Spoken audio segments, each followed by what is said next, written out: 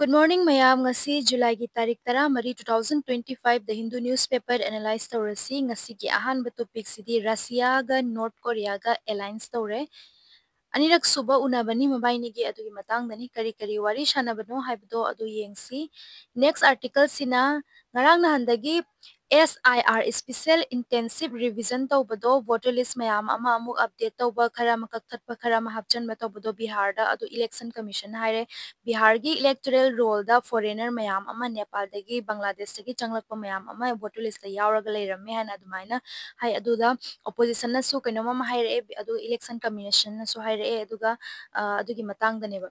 So next rasi next ina of half a billion mobile money account globally most are in Africa. Mobile money ko internet yaw bida bank account hang bida mobile tagina paisa transfer ke taunabado world khwai dagi hena karama mafam dana mobile money se use tawi hai taragadi Africa da use tawi han magi data sigi matungina adumaina haire mobile money se kaino haibadu yengse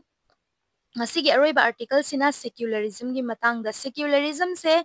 sida 1976 ta koi constitution da hap kibneba adobo secularism se 1976 ta ge koi gi India da Europe panate sigi mamang da gi leirabani haina sigi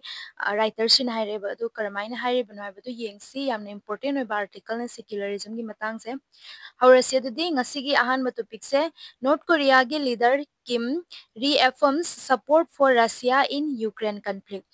North Korea dani meeting tawrise North Korea ga Russia ga pulaga North Korean gi leader Kim Jong Un se man haire Russia gi leader da North Korea na fully unconditionally Russia da support to haina karamba from the Ukraine and Russia gi war se da unconditionally support to haina dumaina hairame aduga sigi meeting se anirak suba strategic dialogue between masigi country ani sigi marakta tawbani aduga magi treaty amagi matang wari shanarame bakari treaty no defense pact ni sida hai se mabaini mukse amana amabu support tawnaba military threat kaiguma country atopadagi lakpa taragadi haina amarom North Korea na su warning pirami South Korea Japan and US khani mamangda military kano hazike North Korea gi mathak sidai tare manak sida North Korea gi manak ta aerial military drill tawkeba ahum se pullaga aduna sigi ahum se pullaga sumaina tawbase ngasai mage permission lawde sineba aduna sumaina dum hanjan hanjan tawrakpa taragadi mana warning pirameba hairiba South Korea Japan and US countries da military action ekoishu darkar taba taragadi lawkhalakani haina adune hoji Russia ga kaino se yamna Ukraine hai Russia ga North Korea ga se yamna friend ge dumaina muk lakreba next orasi next ina foreigners found on Bihar roll se election commission India questions data. So the election commission said that mana many people from Nepal dagi Bangladesh dagi Myanmar dagi changlakpa mayam amana Bihar gi voter list da phangi haiba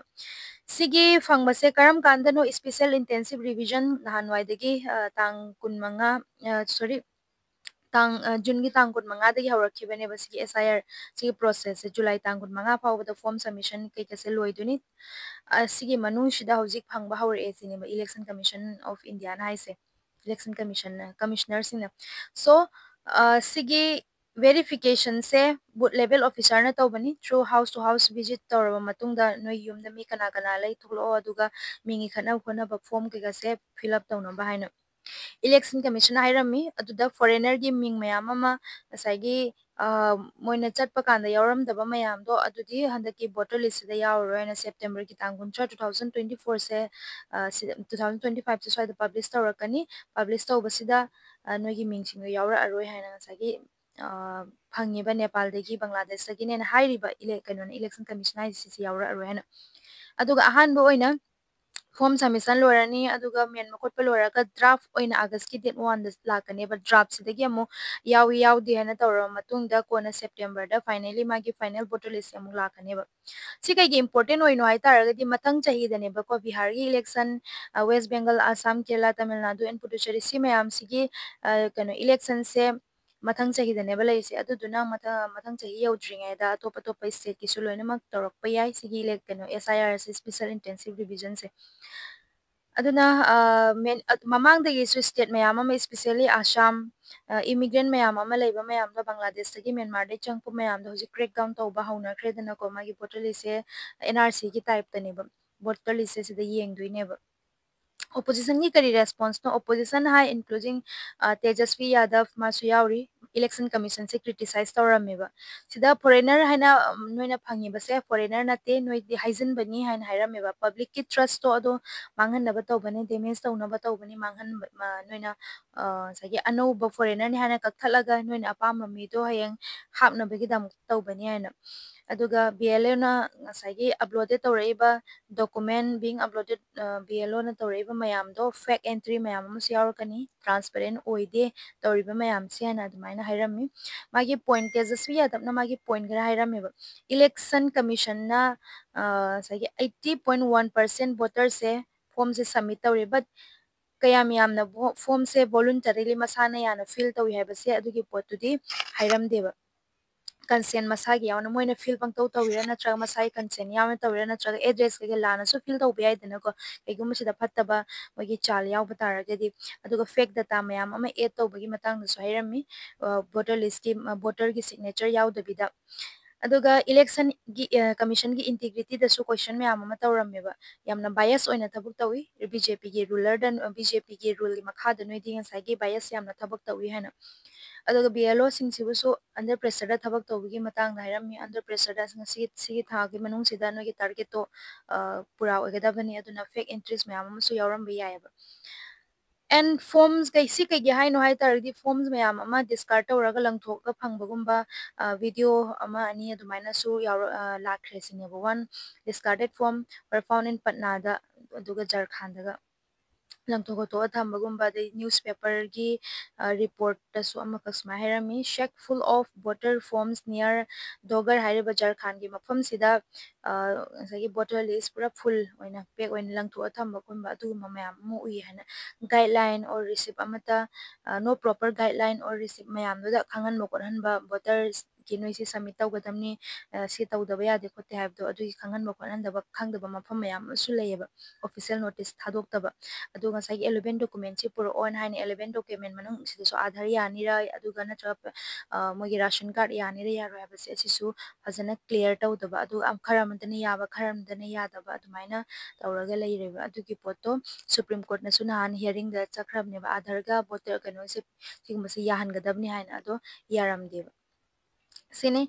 aduga finally ngasagi sidhai se election commission ga opposition leader sing siga dispute ama laiba sigi revise sigi matang the election commission hairi foreigner yawi haina adu opposition hairi sise false allegation ni foreigner yawi ha pisoi amani yorangani adubu loina mamaya ama foreigner yawi hai sidi oithokpa yaba nate hana adumaina hairameba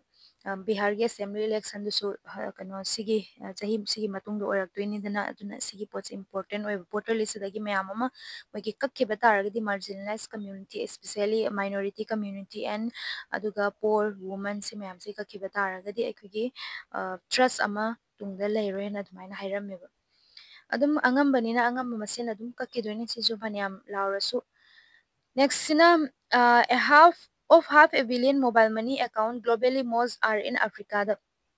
mobile money is kaino hai taragadi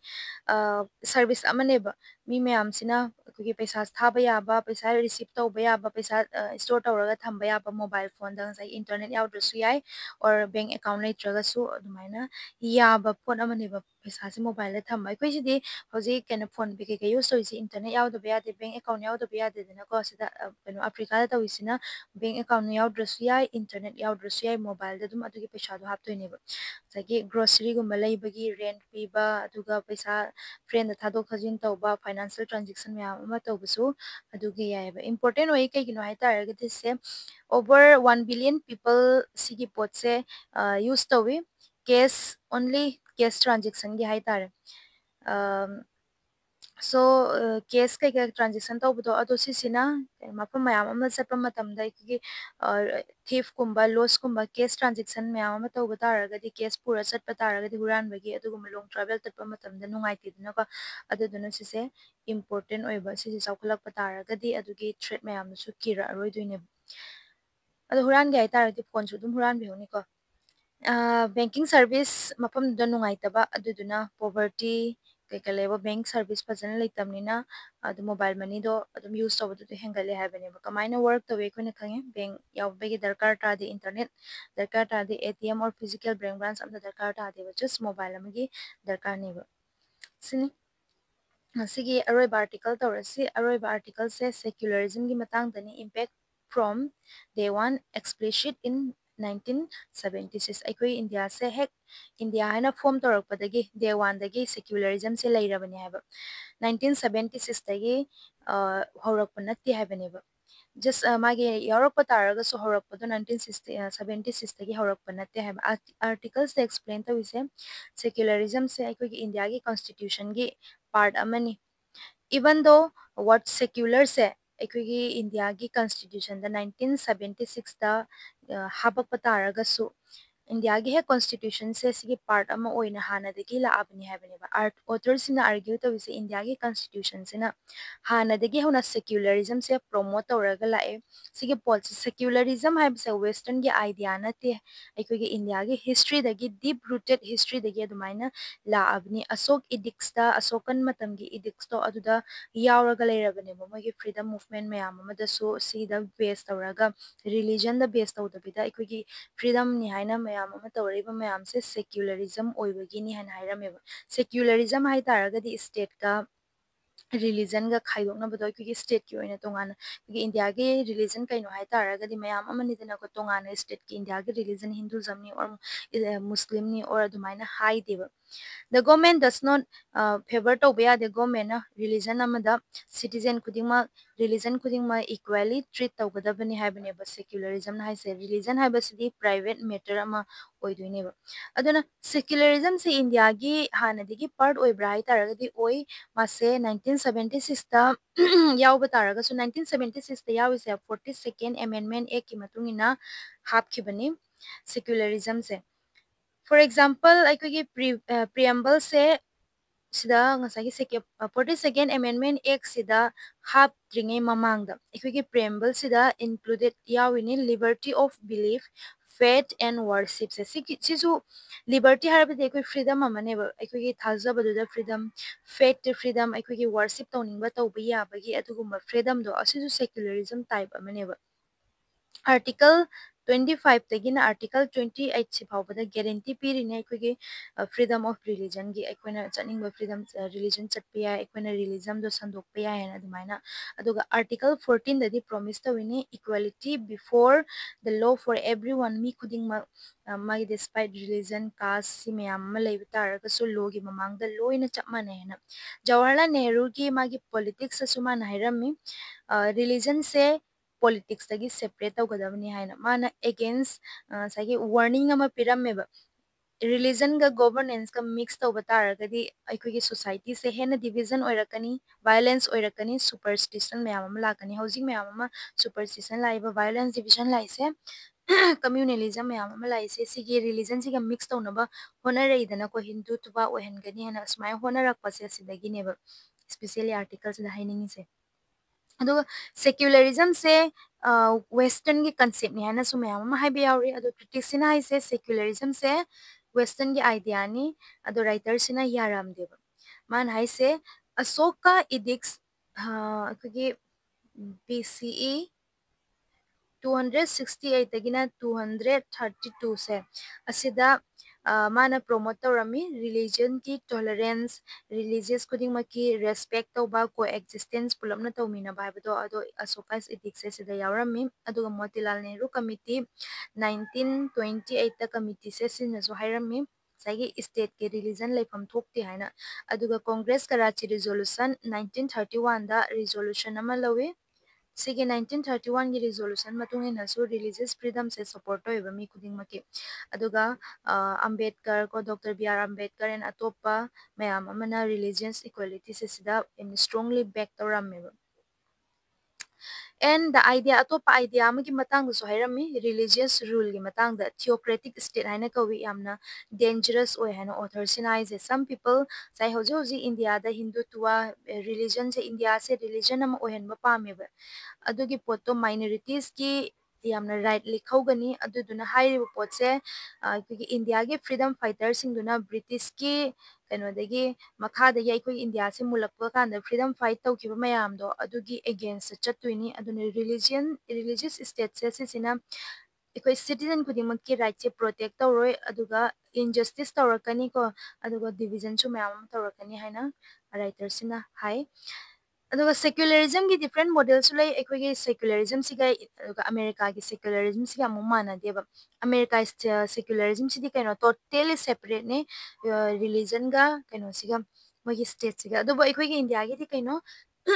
religion khuding ma loina ma welcome ne aduga state na tungana religion ama ka promote tawde habi wane religious aikogi function ma amma state su yaw bi yawri amada su chatle muslim gi function da su chatle Hindu के function da su Sikh is Christian si mayam के function da su loina ma chatle ba aduna government na religion se regulate to be maintain to be ba ko gi India gi oina di aduga kano gi writer sina Supreme Court pusu hoji hoji tawri ba ko gi India da sigumba secularism gi against chatlaba matung da communalism aduga misuse of religion politics seasonary ba mayam se asida tumina laithokpagi Supreme Court pusu mayam ama mana criticism piram sini in aduna finally sida hai se overall question te ko India ge secularism se 1976 tagi lakpa natte 1976 ki mamang dagi India ge freedom struggle haurakpa dagi secular sida base tawrakhibane ba aduna secularism hai ba se just word ama khakta natte ba ko constitution ge but ko India ge democracy se sige foundation ni hana admain hairam me author sinam question ama ka hangama tungda ma ge article se loishale hauji ꯉꯁꯥꯏꯒꯤ freedom struggle ꯇꯧꯔꯕ ꯃꯇꯨꯡꯗ ꯃꯌꯥꯝꯁꯤꯅ ꯑꯩꯈꯣꯏꯒꯤ ꯏꯟꯗꯤꯌꯥꯁꯦ ꯑꯩꯈꯣꯏꯒꯤ country ꯑꯃ form ꯇꯧꯔꯦ independence ꯑꯣꯏꯔꯦ ꯑꯗꯨ ꯃꯇꯝꯗꯨꯗꯗꯤ ꯀꯅꯥꯝꯇꯅ ꯁꯤꯒꯤ ꯑꯣꯕꯖꯦꯛꯁꯟꯁꯦ ꯂꯩꯇꯦꯕ ꯁꯦꯀꯨꯂꯔꯤꯖꯝꯒꯤ ꯑꯗꯨꯕꯨ ꯍꯧꯖꯤꯛ ꯍꯦꯛꯇ ꯀꯩꯒꯤꯅꯣ ꯁꯦꯀꯨꯂꯔꯤꯖꯝꯒꯤ ꯑꯦꯒꯦꯟꯁꯇ ꯂꯥꯛꯏꯁꯦ ꯉꯁꯥꯏꯒꯤ ꯁꯗꯟꯂꯤ objecting to secularism if it was always part of ꯏꯟꯗꯤꯌꯥꯒꯤ ꯚꯦꯂꯨ ꯑꯃ ꯍꯥꯟꯅꯗꯒꯤ ꯑꯣꯏꯔꯛꯄ ꯇꯥꯔꯒ ꯀꯩꯒꯤꯅꯣ ꯍꯧꯖꯤꯛꯇ ꯑꯣꯕꯖꯦꯛꯁꯟ ꯂꯥꯛꯏꯁꯦ ꯍꯥꯏꯕꯗꯣ ꯑꯗꯨꯒꯤ ꯃꯇꯥꯡ ꯀꯣꯏꯁꯟ ꯑꯃ ꯍꯪꯉꯒ ꯂꯣꯏꯁꯜꯂꯦꯕ sini matang asda video solution jarage thaguchari